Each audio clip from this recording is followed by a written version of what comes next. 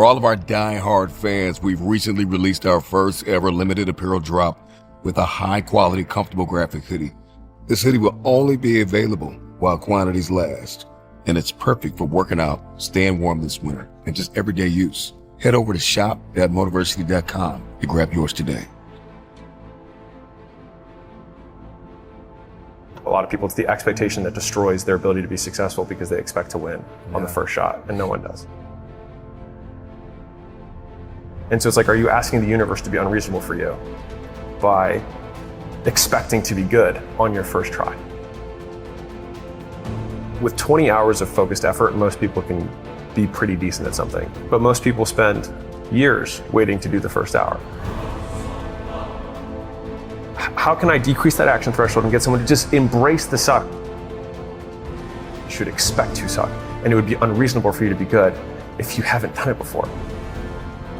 I think that most people know to get in shape or to lose weight, whatever, they know they need to eat fewer donuts and move more in general, but they don't, right? Because they're afraid of getting started, or they don't have the discipline to keep going, which is they can't make the short-term sacrifice for the long-term achievement. Once people understand you're going to fail, and you're going to fail a lot, and if you can't deal with that failure, then you won't do the things you need to do to ultimately be successful. Most people had a graveyard of failures before they had their actual first success. Is this the path for me? Well, if I started something, I would be more likely to be successful than if I did not start anything. Like when you squat, first time you squat, you're orienting yourself to your environment. You're barely actually squatting. You're just looking like you have a bar on your back. But you learn so much between that first rep and your 10,000th rep.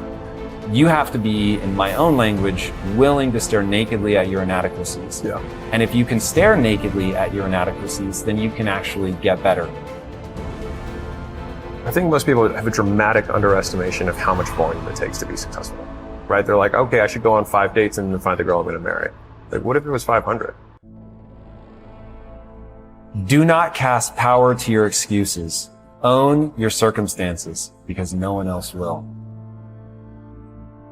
I think the difference between rich people and poor people, successful people, not successful people, is the degree to which they give power to their circumstance.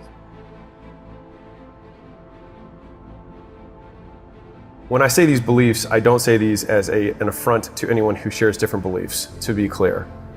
But for me, a very core belief that has been, I think, intrinsic to at least the material success that we've experienced has been a belief that meaning is self-ascribed. There is no inherent meaning in the things that we do, or the actions we take, or the outcomes that happen, but only that which we ascribe to it. So because of that, I feel like it's allowed me to achieve the things on the other side. I think it's allowed me to reframe a lot of the discomfort into, what if this just is how it always has been? Or what if this is actually amazing? And what if this is exactly what it should look like? And so I think a lot of times it's the discrepancy between our expectations and reality that shape the emotions that we have in response to any given situation, bad, good, etc. And so I think a lot of people can't control their state, and we deal with this with a lot of the portfolio companies is, there's a big percentage of time where they're stressed and they think there's something wrong with them. And so I feel like a lot of people feel like there's something wrong with experiencing human emotions. It's my belief, it is contrarian, I accept that it's the beliefs we have about our emotions that are the things that drive us mad. And so somebody's sad, and then they tell themselves that they're bad because they're sad, or they're wrong to be sad, or they're a piece of shit because they're sad, rather than saying, isn't this a beautiful thought about human existence? If I could not be sad, then I would not experience joy. So like, if I say that I don't want to be sad anymore, then I would also have to give up joy. Am I willing to do that? No. Well, then this is just a part. Like, I can't say that I want sunny days if there are no rainy days. Like, we don't say weather is good or bad, it just is. And so I think to the same degree, the human experience is also that way too, at least how I define it. And so I think having that as my backbone frame in terms of my worldview has helped me a lot in dealing with the things that often derail entrepreneurs on their path to getting what they want.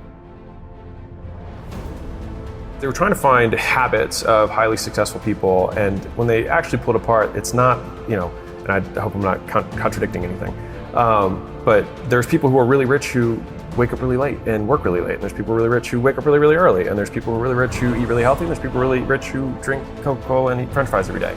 And so there's all these things that we want to make as truths, but there's easy examples that counter those things. So it's like, what are the few things that are true, or at least that seem to be present in all of the situations? And it seems as though there were surprisingly few. And so the three common traits that they had found were, one, that people have superiority complex. They believe they're better than others, and they believe that they deserve more than everyone else does, and that they can accomplish big goals, right? So they have a bigger vision because they believe they deserve it, or whatever it is, that they were able to identify that. The second thing that they were able to identify is that they had crippling insecurity, and which is a paradox of paradoxes. They feel they'll never be enough, and they'll always be measured against the things that they've achieved. And so you've got this crazy dynamic between they think they're better than everyone, they think they deserve more, they want to go after this big hill, and at the same time, they fear they'll never be good enough, and they'll never actually achieve it, and they actually suck. And then the third piece, which kind of adds the beautiful mix of this, is impulse control. And so they're able to control their actions and focus on a single thing for an extended period of time. And so if you put those three things together, it's like you've got a big goal that's pulling you this way, you've got this big fear that you are running away from, and then you've got impulse control to keep you focused on the one thing that matters. And if you do that, if you are the type of person who has those traits, then you are very likely to be successful.